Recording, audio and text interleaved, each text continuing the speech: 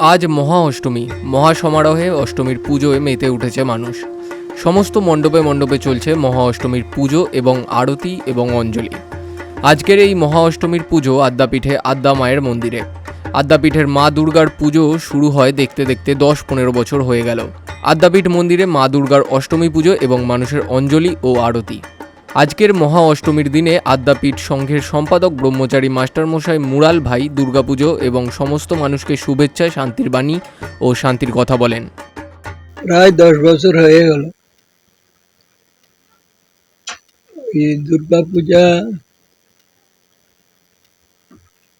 Actually short লেকে করার কথা ছিল, তারপরে ওনার মাটা মারা যায় আর দুর্গা পুজো এখানে হলো না, এখানেই শুরু হয়ে গেল। সেইখান থেকে আজ প্রায় 9-10 বছর ধরে চলছে।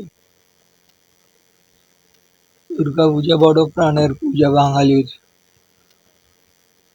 আলাদা একটা এই পূজার মহিমা বাঙালির ঘরে ঘরে চলছে। আদ্যাপীঠ থেকে মনোজ দাসের রিপোর্ট, বিগ নিউজ বাংলা।